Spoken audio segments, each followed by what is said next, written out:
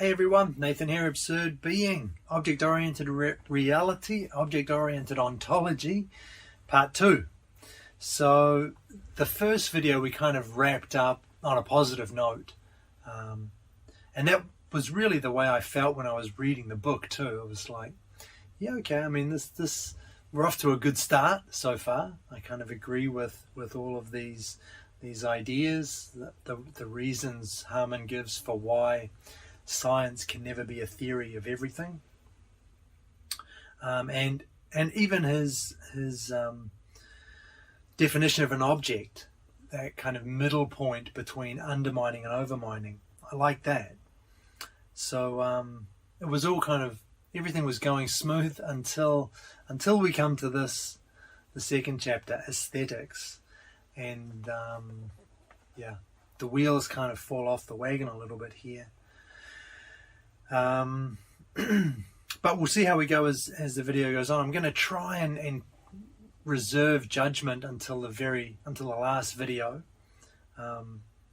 where I'll kind of pull all of my thoughts about object-oriented ontology into one place and give it all to you in one hit. So let's just see how we go with this. We're looking at reality and aesthetics, and we'll start with reality. So for Harman, we only have indirect access to reality. Reality itself is some ineffable mystery. It's something we can never know.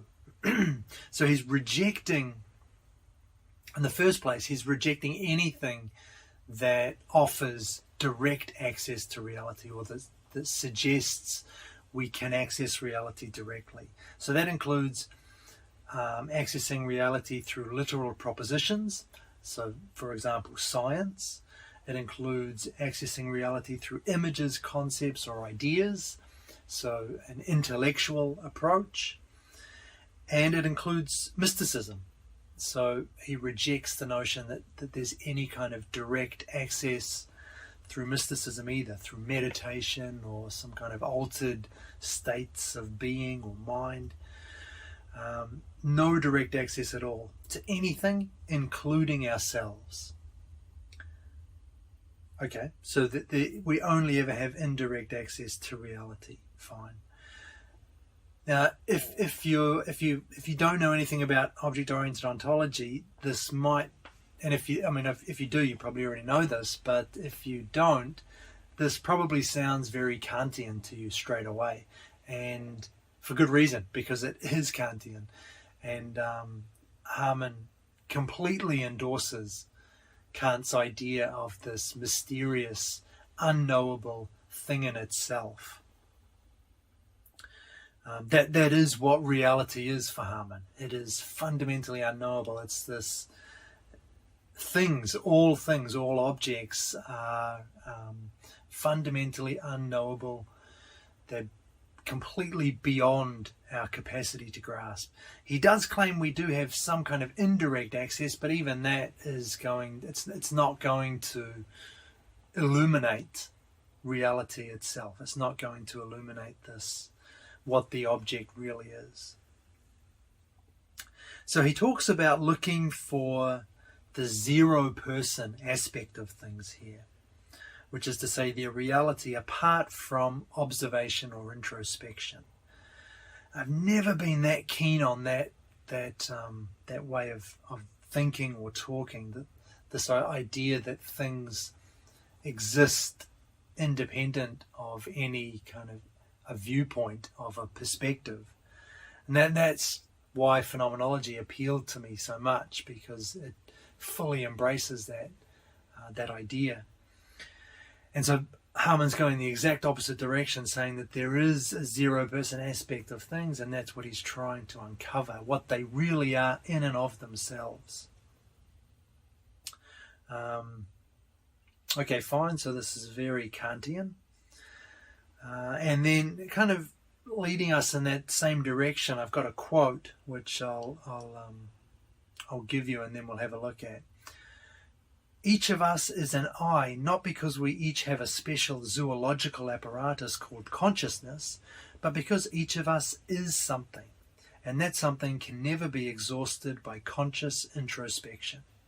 It follows that every non-human object can also be called an I, in the sense of having a definite inwardness that can never be fully grasped.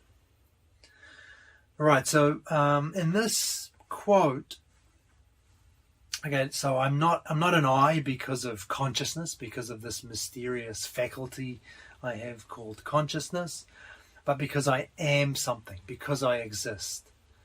Okay, I mean, and there's an element of truth to that too, right?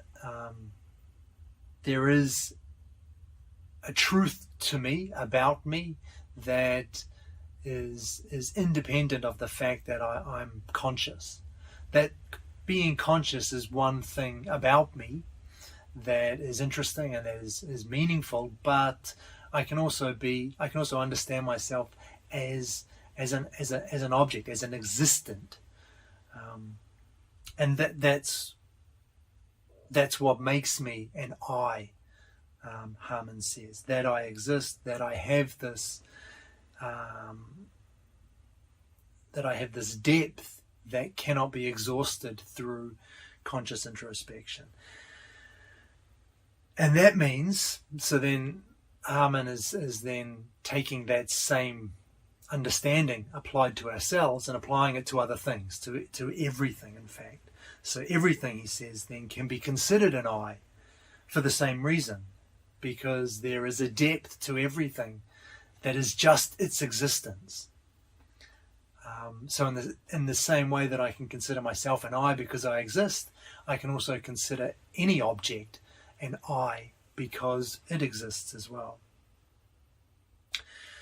Fine, okay, but there we should just note that there is a massive leveling down going on here. So we can let it go as what it is, but just beware that this is we should be wary of anything that tries to equate a human object with any other object. At some level, it's obviously going to be true, but the question is, does that insight carry us any further? Does it take us to any deeper understandings or insights? Or does it just serve to kind of pretend that humans aren't special, that consciousness doesn't bequeath any kind of specialness, which I really think it does. And so anything that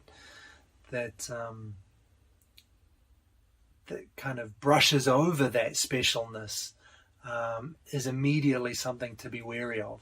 Again, if it moves in a direction that contains insights, that gives us a different way of thinking about things that may be useful or helpful or will lead to further understanding, then that's great. But if it's just this kind of push against human exceptionalism, then that is something to be wary of, I think. I mean, it's not so prominent in Harman, and we'll see it much, much more in Jane Bennett and Vibrant Matter when we come to that after this series. But yeah, just something to be aware of there.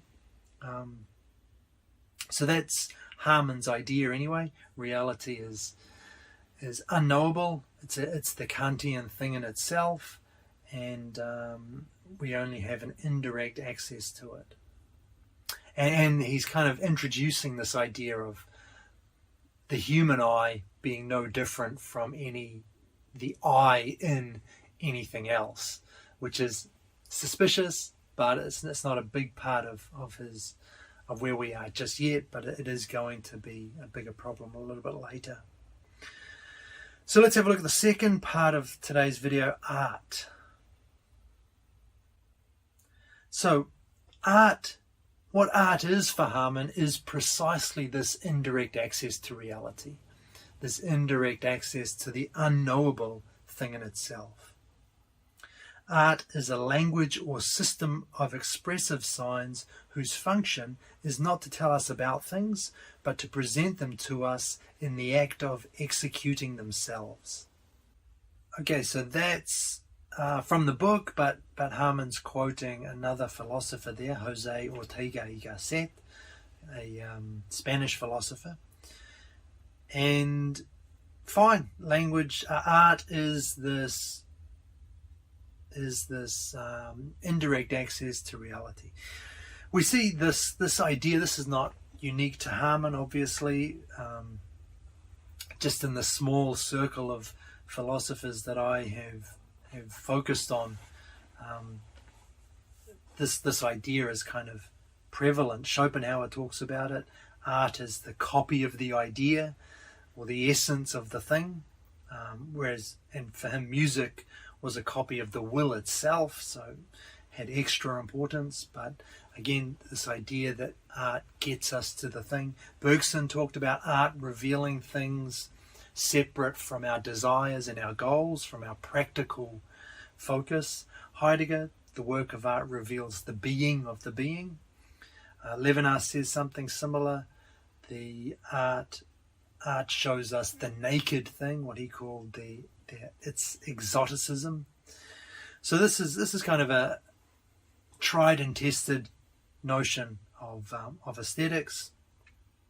It's a way of getting us beyond our practical, interested gaze and taking us to things themselves, showing us the things themselves. The difference, however, is that object-oriented ontology is Kantian, so the object will be fundamentally mysterious. So we're not actually getting the access that we think we're getting. And Harman's a little bit cagey about this, actually. I think he recognizes the problem that we've already set up the thing in itself as this unknowable thing, this unknowable object, and yet at the same time he wants to claim that art can kind of get us something related to this thing. But there's an obvious tension there. And so Harman, like I say, I think he's a little bit cagey when it comes to this. Aesthetic pleasure makes it seem as if the inwardness of the thing is open to us, but it isn't really. We're getting something. Yeah, I mean, I'm struggling to find words to adequately express this, because I think there are no words to adequately express it. I think there is a contradiction here. You can't have it both ways, really. The thing in itself can't be unknowable, and yet art somehow give us some kind of indirect access to it. But that's a tension, I think, that's there in object-oriented ontology. So I want to take a short detour now to look at Hume and Husserl, because it's relevant and it's interesting and it's in the book. So we'll have a quick look at that now.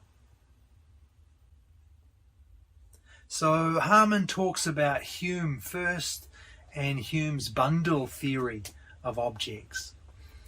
And so this was the idea that an object is nothing more than a collection of qualities.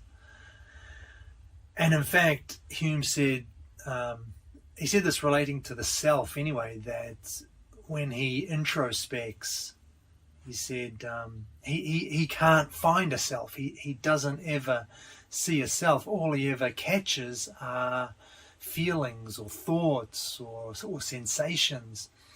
But he never actually catches a self who is having any of these things.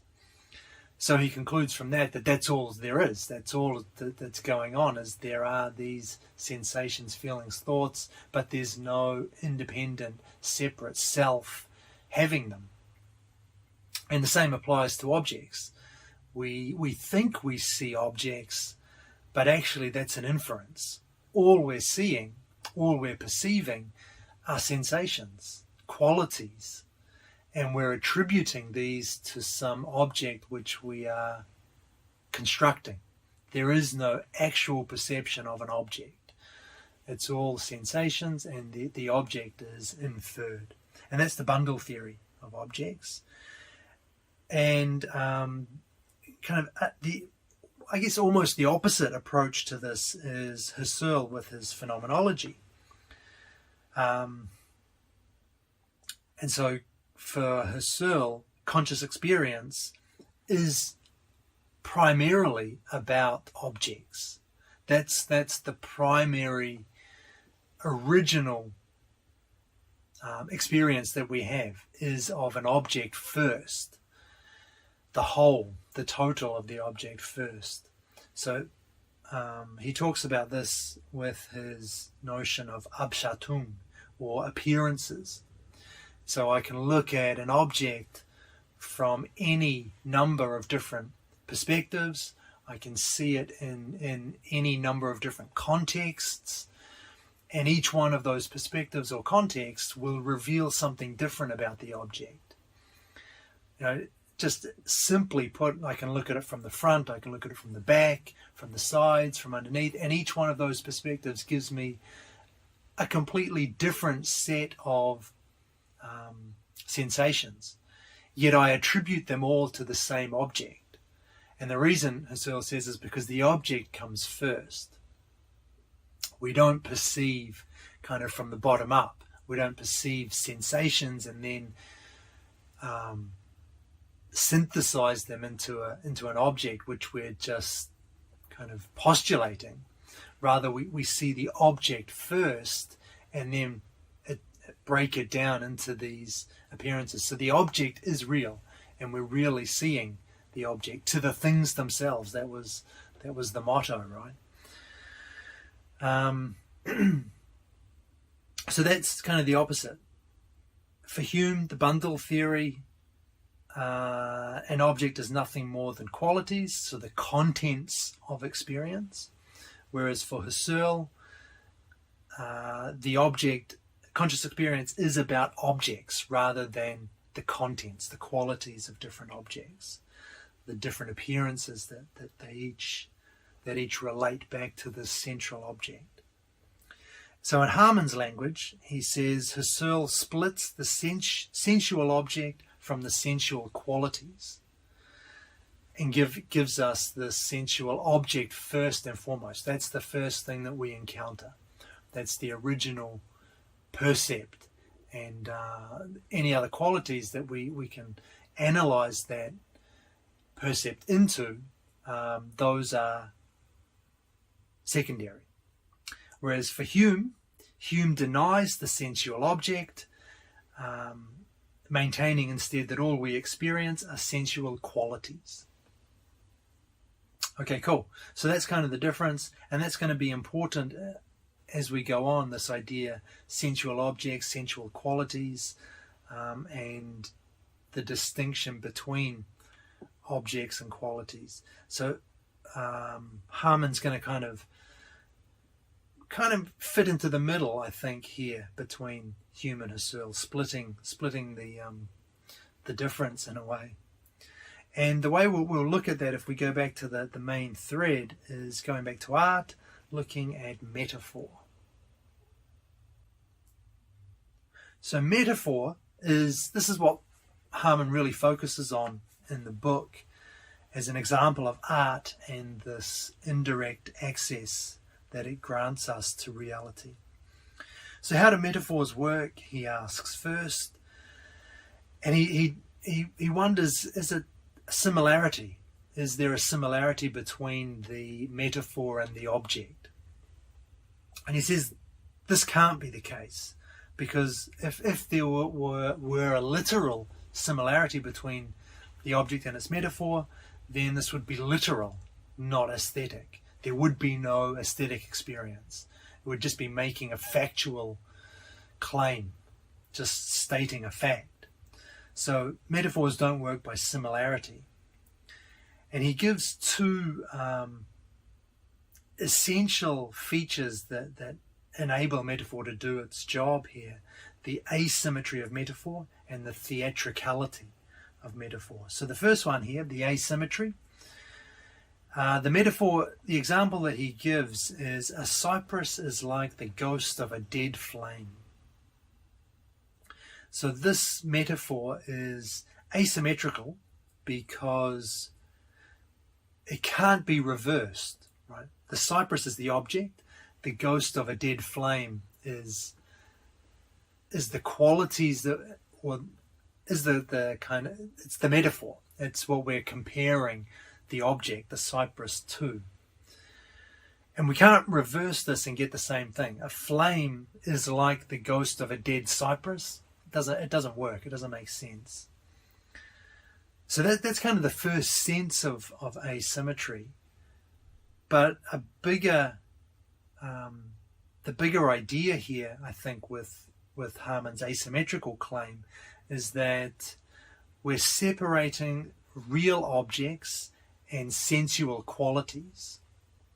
So the real object is the thing in itself, and the sensual qualities are the qualities that we perceive, the sensations that we have when we look at something, when we perceive something or think about something. So these are the sensual qualities. And the cypress then is the real object. That's the thing in itself. And the flame, the ghost of a dead flame, provides the sensual qualities. And that's the idea, that's what makes the metaphor asymmetrical, and that's why you can't reverse the terms, because we're not talking about two objects, we're talking about an object and qualities of a different object, and pairing those together. So there's no way to reverse that, because to take the sensual qualities and put them in front is not going to give us, that's not the object. That's not the object of the metaphor. The object of the metaphor now is placed at the back and no longer makes sense, because it's an object and not qualities. So a cypress is like the ghost of a dead flame, makes sense because you've got the real object and the sensual qualities. If we reverse that, a flame is like the ghost of a dead cypress. The whole thing breaks down, because what we have is not two objects, but an object and qualities. The second aspect that's important for Harman here is the theatricality of metaphor. And this is the way he explains this. Since the object of the metaphor, the cypress, since that's the real object, that's the thing in itself, since that is inaccessible, right? The thing in itself is fundamentally unknowable, inaccessible, then what are we attaching these sensual qualities to? The qualities of the flame. They can't just exist in the middle of nowhere. We don't have qualities without an object. That's the insight that Harman takes from Husserl. There are no free-floating qualities without an object. That's what Hume claims, but Husserl Husserl argued that that's not the case. And so Harman's following that. If we can't have sensual qualities unattached to an object, there must be some object, but it's not going to be the cypress of our metaphor, because that is the real object, the thing in itself. So what is this object? The object that the sensual quality is attached to is actually we ourselves. So we stand in for the real object, which is unknowable. So when I first read this, I really liked this idea, and it is clever, actually. It's clever, and I think there's definitely something to it. The idea that we have to be involved in some essential way in art. It's not something we can be detached from, like we can if we're studying philosophy, for instance, or if we're engaged in acquiring knowledge. If we're studying something, we don't have to be engaged. We don't have to be caught up in whatever it is we're thinking about. Whereas with art, I think that is what characterizes art, right? That we are swept up in the movement. We can't be this detached observer. We have to be brought into the whole process, the whole experience of art. So the fact that I am inwardly invested in the metaphor is a real positive thing for me here. And like I say, it's hard to unreservedly endorse this idea just because there's that Kantian object again, the real object which is hidden. That's always going to be a sticking point, which is a problem because it's kind of the central element of object-oriented ontology. But that aside, there is something here, I think, in understanding how metaphor works, and there is this element of theatricality to it, and to art in general. We can't be disinterested bystanders. We have to be caught up in the movement itself. And that is a very Kantian idea as well. Kant talks about, in Critique of Judgment, the way that art must stimulate the imagination. It must, it can't just tell us something. It can't give us what it is that it can't give us the answer. It has to create some space for our imaginations to roam a little bit, and that is the aesthetic experience. But at the same time, it can't be completely open. There has to be some kind of guardrails. We have to be given a track with some parameters, with some boundaries. But what makes art is that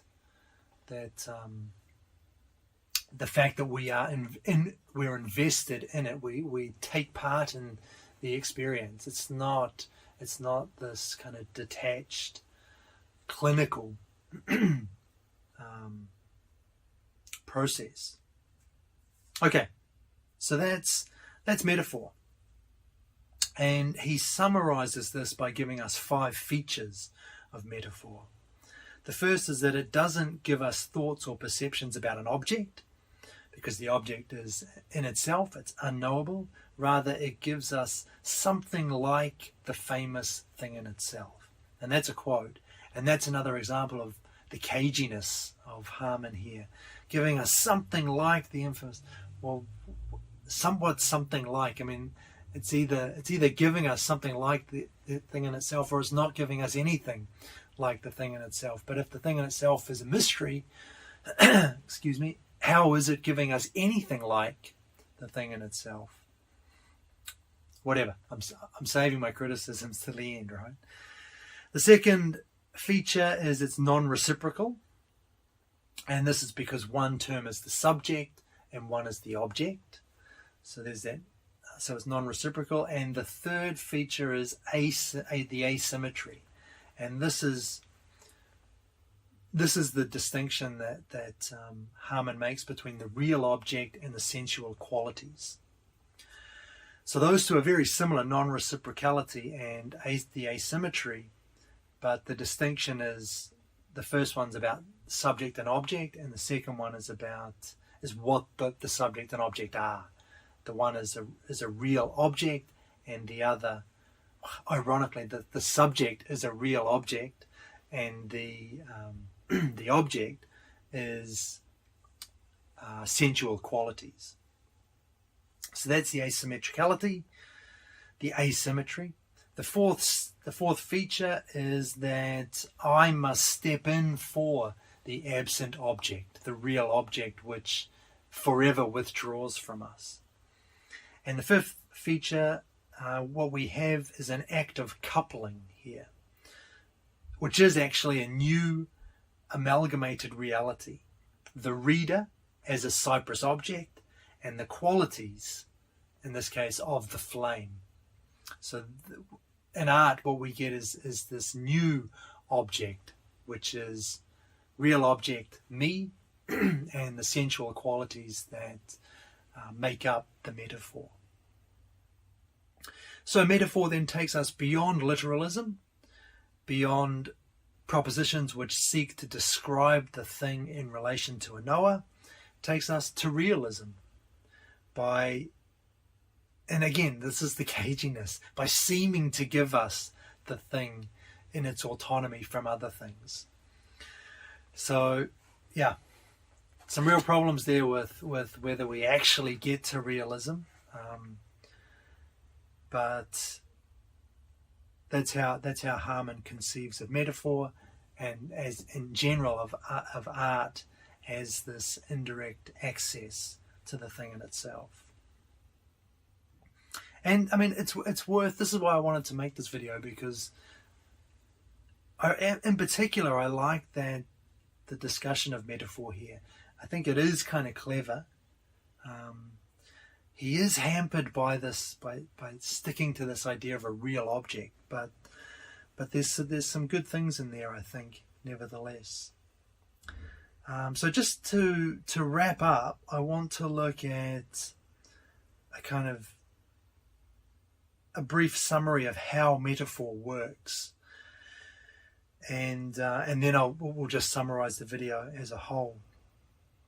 But the summary of metaphor itself, for this I want to take the example, and I think this is from the book as well. He talks about the wine-dark sea. The wine-dark sea is our metaphor.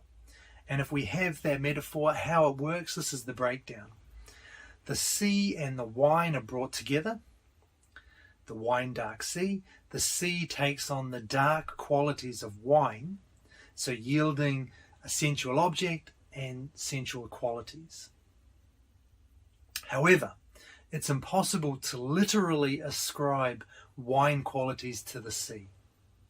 So therefore, the sea as sensual object is cancelled and becomes the mysterious real object, sea in itself. The problem with this is that the sea as a real object can't participate because it is the thing in itself. It's literally beyond our grasp.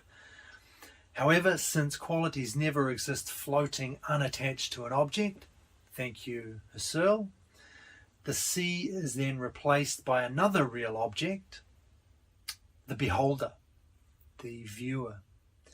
And then, and so in that case, what we have is I perform the metaphor. I stand in for this, the sea in itself.